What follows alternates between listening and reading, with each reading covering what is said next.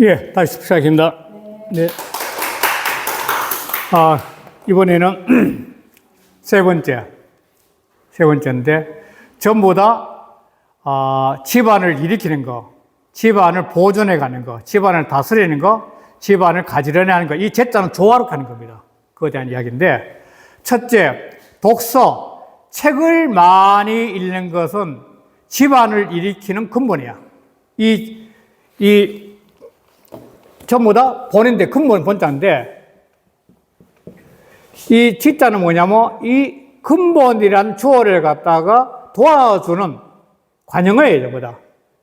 독서는 근본이야, 이 말 쉽게 해서. 독서는 근본 뭐냐면, 치가 집을 일으키는 근본이다, 이렇게 하는 거죠. 이 꾸며지는 거죠, 본자를. 자, 그 다음에, 순리. 이치를 따른 겁니다, 이치. 이거는 보가지 구물이야. 집안을 보존하는 건데, 집안에도 부모님부터 자식까지 또 손주까지 많은 가족이 살다 보면 다양한 일이 벌이거든. 굉장히 다양한 일이 벌이는데 그 다양한 일들을 가장 조화롭게 유지해 나갈 수 있는 방법은 순리에 맞게 한다는데, 이 순리에 맞게 한다는 것은 이게 어려운데, 어떤 틀을 정해놓지 않는다는 겁니다, 이게. 만약 경우, 애들은 어른을 함부로 하면 안 된다. 요즘은 그렇지만 옛날 같은 경우는 할아버지들이 손주 안고 있으면 손주가, 수염이 궁금해가 수염을 갖고 막 장난하면은, 야, 너, 어린애가 어른 수염을 만지면 돼. 이렇게 엉덩이 치면 안 되는 거죠. 순리는 어떤 틀이 갖고 있는 게 아니라 그 상황을 부드럽게 풀어나가는 게 순리예요, 순리. 그런데 이 집안에 다양한 사람들이 모여서 사는데 너무 딱 원리에 맺혀가지고 관리하면은 사람들이 불편해요. 그냥 상황에 맞게끔 마치 물이 여서 산에서 물이 있는 바다까지 가기 위해서 흘러가는데, 그럼 흘러가다 보면 이렇게 막 개멋들어가는데, 이 물은 상황마다 이렇게 흐름을 따라가는 거거든요. 이게 순리예요, 순리. 순리는 틀에 매인 게 아닙니다. 저거 잘못하면 큰일 나요. 아주 경직화되어서. 그리고 근검, 부진할 근자, 검살 검자인데, 근검은 치가 집안을 다스려 나가는 근본이야. 부모님들이 굉장히 근검할 것 같으면 자식도 저절로 근검이죠. 저절로 따라하는 거예요. 부모는 그냥 게을러 빠지면 자식들을 보고, 야, 부진하면 합니까? 안 하지. 아버지도 안 하면서 이러지. 그러니까 이게 근면하고 검소하다는 것은 부모님에게 집안을 다스리는 모범이 돼. 가장 근본이야. 화순은 이제 조화롭군데, 이 순자와 이 순자는 비슷해요. 다른 순자인데, 이치를 따라가는 거, 조화를 따라가는 거 똑같아요. 화순은 조화를 따라가는 거죠. 이것도 조화를 따라가기 위해서는 뭐냐면 이게 역시 틀이 없어야 된다는 겁니다. 이 제자는 한문 쓰시는 분은 아실 텐데, 이 옛날에 상형문자의 제자는 이게 가지날 제자입니다. 이게 제자예요. 제자인데, 이거는 뭐냐면 부모, 그 다음에 자식인데, 각자 자기 위치에서 조화를 일으키는 게 이 가지날 제자예요. 가지나다는 건 똑같지 않다는 겁니다. 보통 우리가 제가란 말을 쓰는데, 제가라는 것은 똑같이 하는 것이 아니라, 부모는 부모로서 위치가 있고, 나는 아들의 위치고, 자식은 자식들의 위치고, 또 손자는 손자들의 위치인데, 전체가 아주 균형을 잘 만들었고, 조화를 하는 것이 제가입니다, 제가. 제가는 똑같은 게 아닙니다. 부모에 맞게끔, 할아버지, 할머니에 맞게끔, 상황에 맞게끔 다 서로가 대우를 해주면서 서로를 갖다가 어울려 사는 것이 제가예요. 이거는 뭐냐면, 조화와 순리죠, 이것도. 조화 순리로.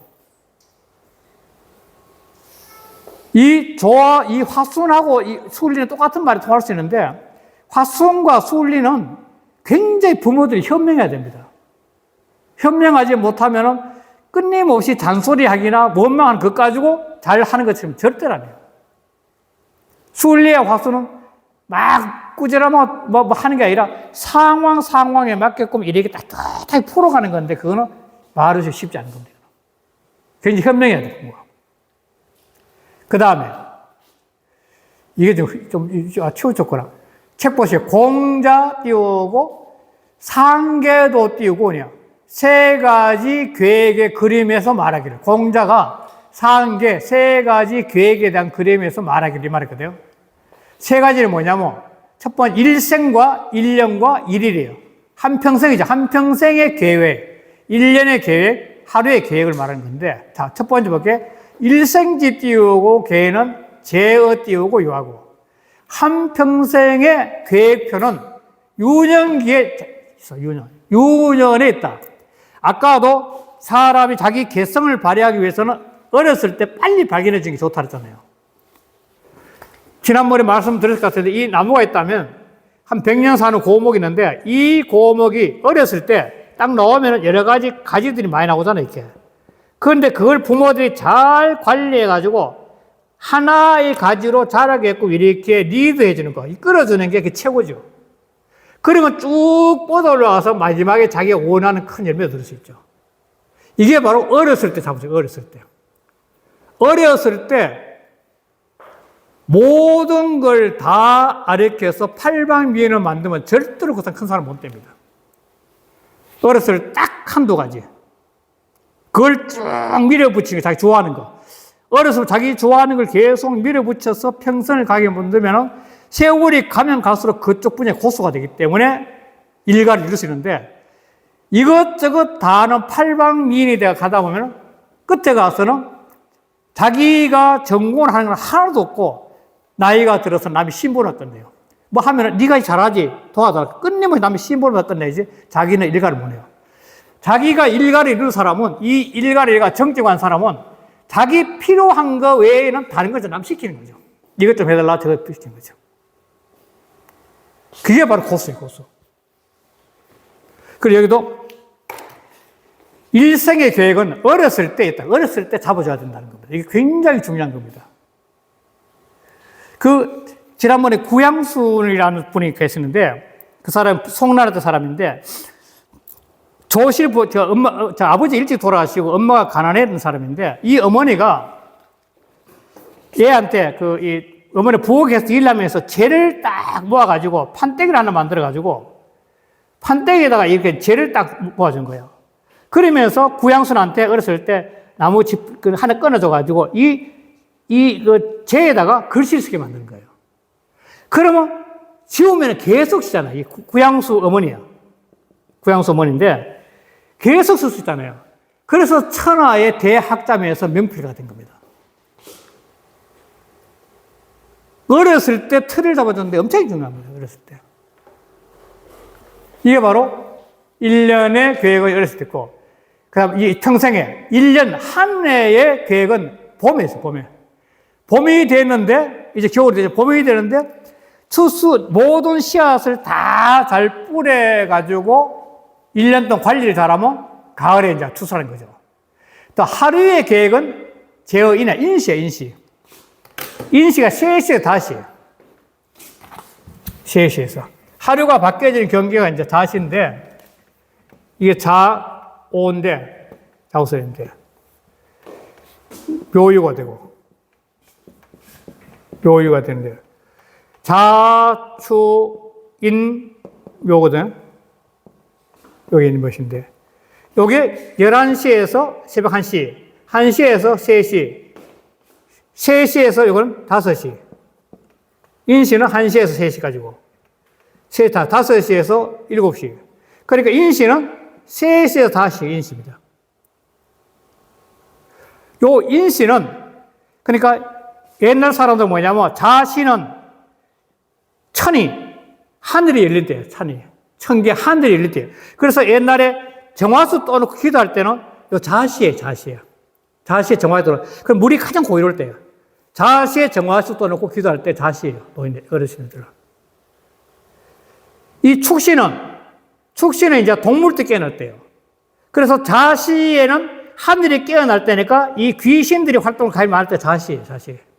축시가 되면 이제 동물들이 깨어나니까 이때는 도망가는 거죠. 인시는 사람이 일어날 때고. 축시는. 그래서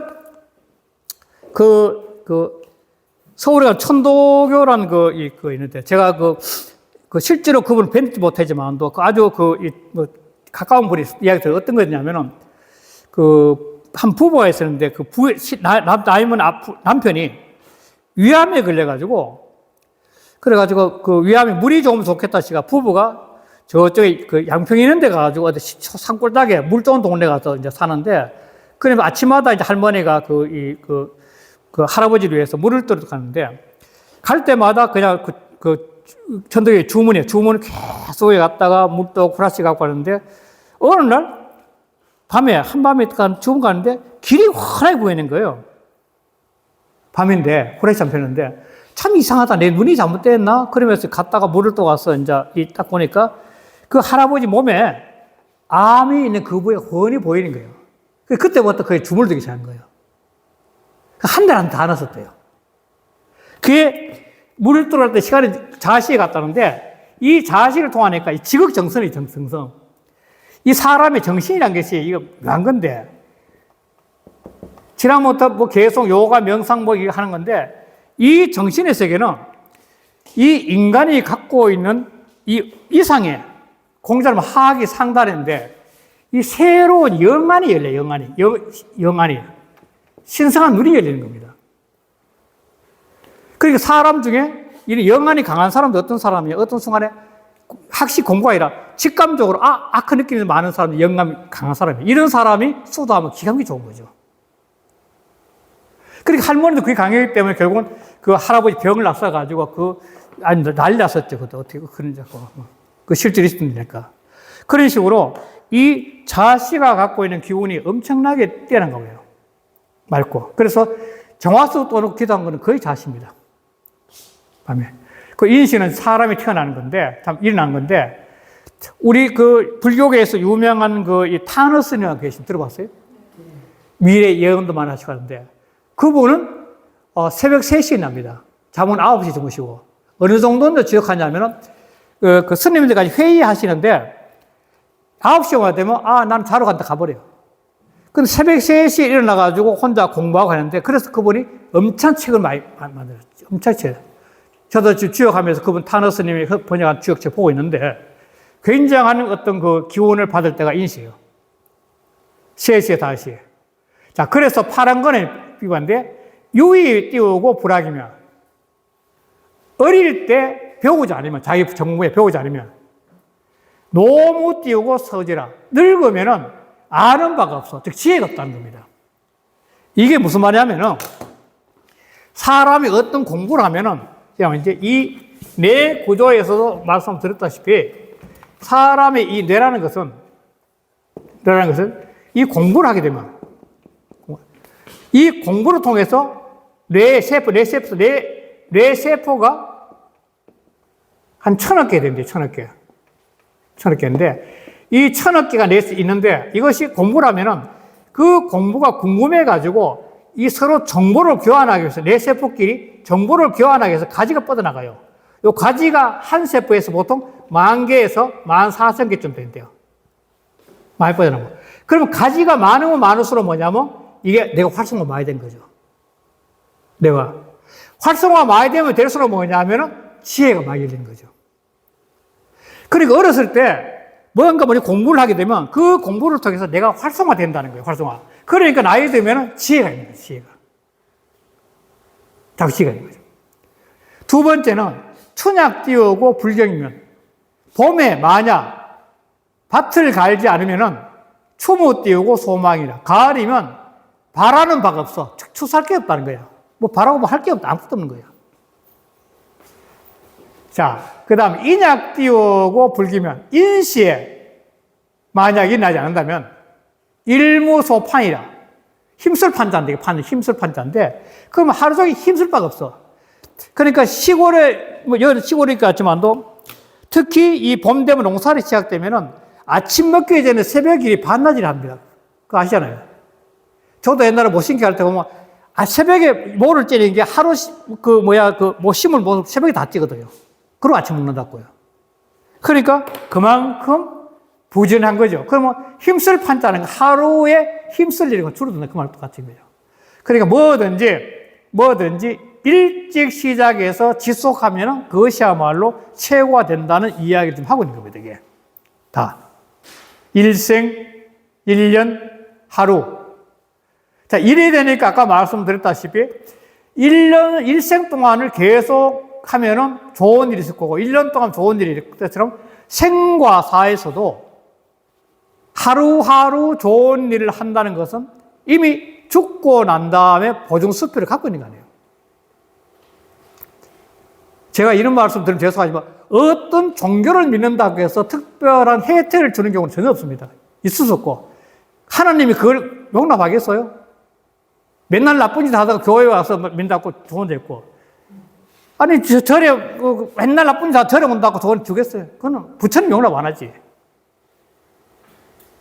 자기 스스로가 부처님한테 부끄럽지 않고 자기 스스로 하나님과 부끄럽지 않은 삶을 살아야만이 자기가 그만큼의 삶이 풀어지는 거죠. 그게 바로 다음 생을 준비하는 거고. 그러니까 스스로가 볼 수 있는 거지, 이런 것도. 그 다음에 보통 우리가 오륜이나 상강오륜이라는 말을 쓰는데 지금 상강오륜을 하고 있습니다. 이 상강오륜. 이 상강오륜에 대해서는 지금 오늘날은 이게 뭐 맞지 않다고 이해하는 사람이 지금 많이 있어요. 이미 옛날에 그 농경사회에서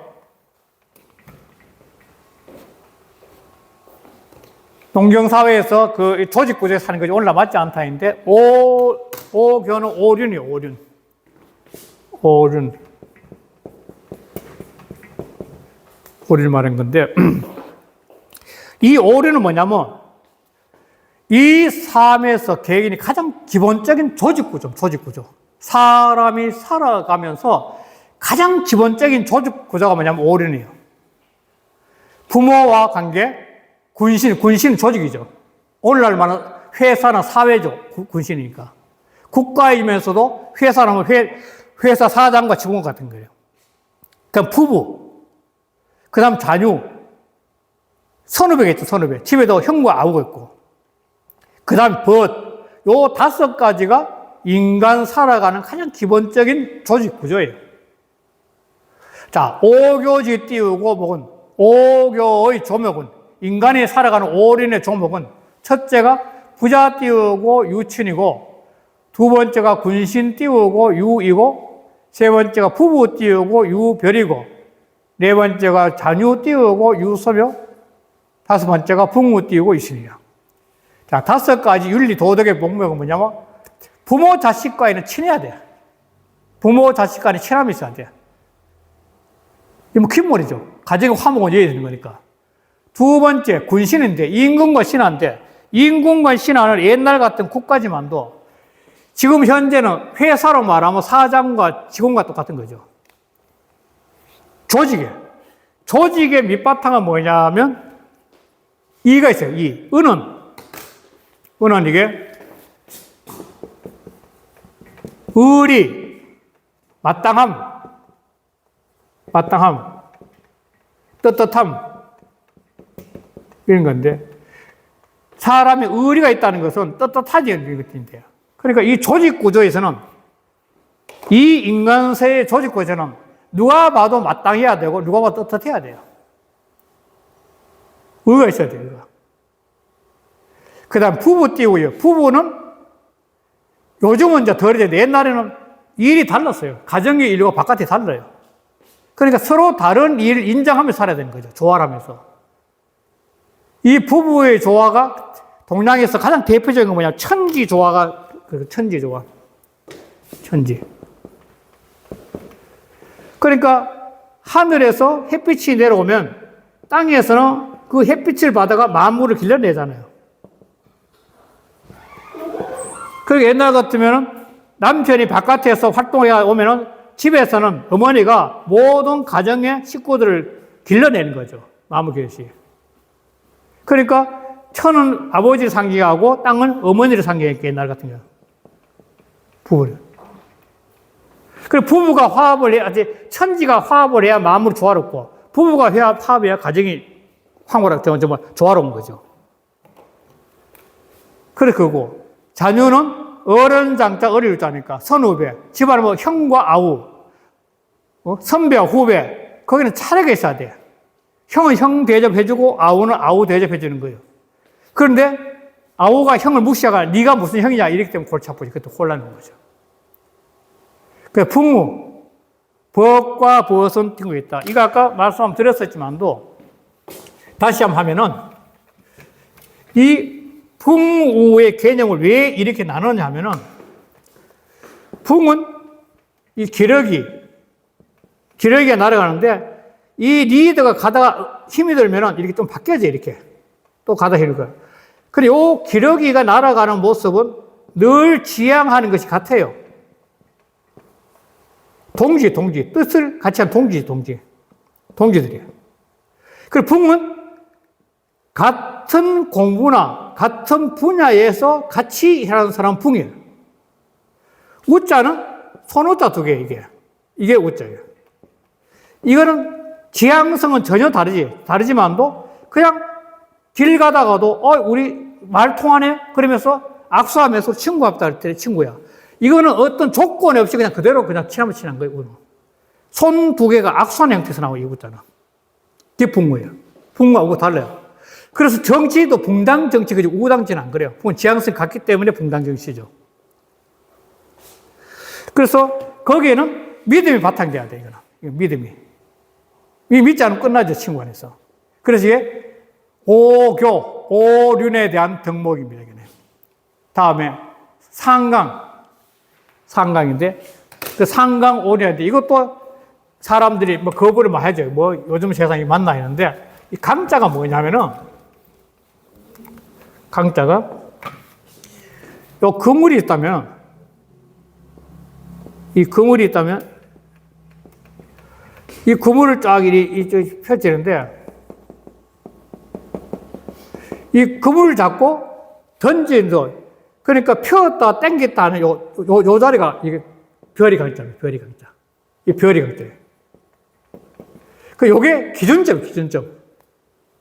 그물에는 요 던지고 거두고 하는 거기 있으면 움직거든요. 뭐, 그 명명덕 친민 지어 있으니 그 상강례라는 거 똑같은 말인데, 그렇듯이 이 세상에는 요 별이 기준점이 돼가지고 이렇게 작용할 수 있는 원리가 3개 있다는 거예요, 요게. 이게 인간 세상에 금을 던져가지고 거두고 던져가지고 가장 기본이 되는 3가지 원리가 있다는데, 첫 번째가 뭐냐면, 군이 띄우고 신강이고, 부이 띄우고 자강이고, 부이 띄우고 부강이라. 지도자는 신하들의 요 별이가 돼. 모든 신하들 요 일공이 다 들어야 돼. 모든 신하들 다 말 딱 듣는 거죠, 신하. 그 다음, 부의 자가는, 아버지는 모든 자식들의 별이가 돼요, 자식들이. 별이니까. 자식들이 금을 딱 핵심, 줄기 잡고 왔다 갔다 해야 되니까. 부의 부왕이라. 남편은 부인한테 그렇게 기준이 돼야 돼. 모범이 돼야 돼. 이것이 인간 세상의 가장 기본되는 조건 3가지를 제시한 거죠, 바로. 이걸 다 상강오륜이라 하죠, 상강. 그 상강오륜이 옛날에 인간 세상에 그 가장 기본되는 관계의 조건들이란 겁니다. 근데 요게 별인데, 별이 여기 안 잡히면은 이 말단까지 그물을 펴었다가 당겼다 못 할 거 아니에요, 세상에.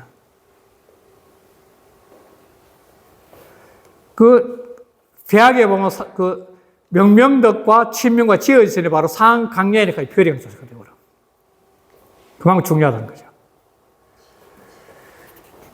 그래서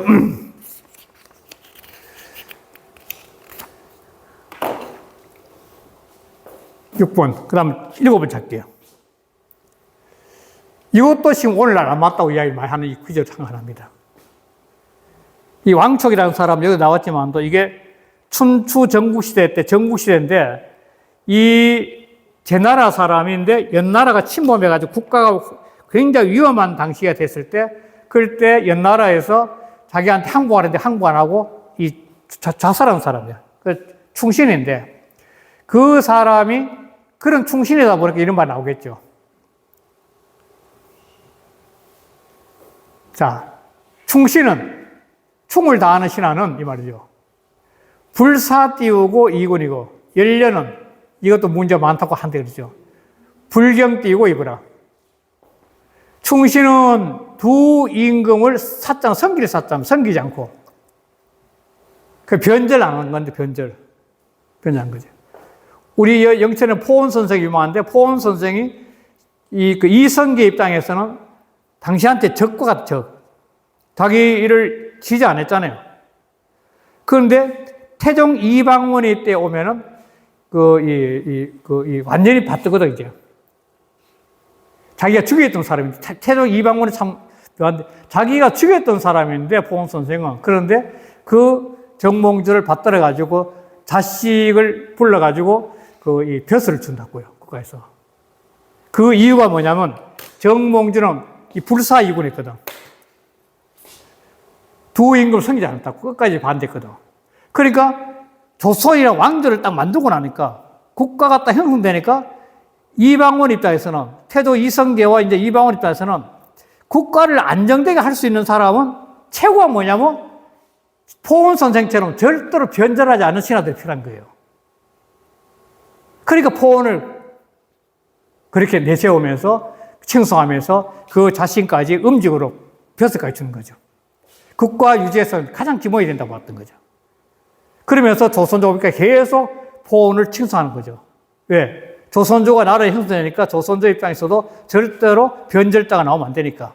그 모범 케이스가 바로 정포원 선생을 본 거죠. 아주 강렬한 여인인데, 치열한 여인인데, 이서는 바꿀 경자입니다. 지아비를, 두 아비를 바꾸지 않아. 이것도 요 근래 와서는 맞지 않다 이런 건데. 실은 이 연련은 문제가 많이 있었어요. 조선조 500년 동안도. 뭐 대충 알게만도. 심지어는 그 시집에서 억지로 죽여가지고 또 정점을 세웠다는 말까지 일 정도로 이거는 문제가 많아요. 그러나 이게 뭐 지난 과거의 일이니까 이게 넘어가야죠. 오늘날 이걸 다 마땅히 할 수 없지만 하여간 이 그런 문제들이 갖고 있지만도 이 책에서는 나왔어요. 오늘날 입장에서는 비판해야죠. 그래도. 할 거는. 다시 8번 충자. 이 충자도 나왔는데 작자 미상이라고 참 어떤 제사는 모르겠는데 하여간 충자 띄우고 왈. 치관엔 막약 띄우고 평이요. 임제엔 막약 띄우고 염이라. 자, 관리를 다스리는 게 관리를 다스릴 때, 이 아래 사람의 관리를 다스릴 때는 막약은 같지 않다, 이죠. 같지 않음이 없다. 없으면 약약은 수로처럼 같지 않음이 없다. 같지 않음이 없다. 같을 약자, 말막자니까 같지 않음이 없다. 그러니까 관리를 다스릴 때는 공평함과 같지 않은 것이 없다. 공평 최고란 거예요. 공평한 게 최고예요. 그런데 이게 어려워요. 왜 이 말이 나오냐면 관리를 다스릴 때는 개의 사적 감정의 개입이 굉장히 많이 하거든. 그러니까 충신도 물리치고 자기한테 달콤한 말은 간신을 쓰는 것이 정치니까. 오늘날 정치도 충신들을 옆에 잘 안 둬요. 잔소리 많이 하고 막 하면서. 자기한테 달콤한 말 하는 사람 많이 쓰는 거죠. 그래서 오늘날 이 정치판도 혼란스러운 거죠. 그래서 여야 공이 다 그래요. 임재, 재물이 할 때는 청렴함과 같은 것이 없어. 재물이 누구든지 재물을 보면 욕심이 나죠. 인간의 본성이니까. 그런데 그때 이것이 바르냐 그렇냐를 정확히 바라보는 것이 청렴한 겁니다. 청렴하다는 것은 정도의 원리대로 하는 것이 아닌 상태에서 오는 게 바로 사람의 재물이 있을 때 마음이야. 재물을 보면 어떻게 하든지 좀 더 소유하고 싶은 욕망이 강한데 그걸 자기 자신이 갖고 있는 깨끗한 마음으로 돌아봐야 된다는 거죠. 그 재물에 임해서는 청렴함 같은 것이 없어. 관리를 다스릴 때 공평함 같은 것이 없고. 이게 하기 어렵기 때문에 그런 것입니다.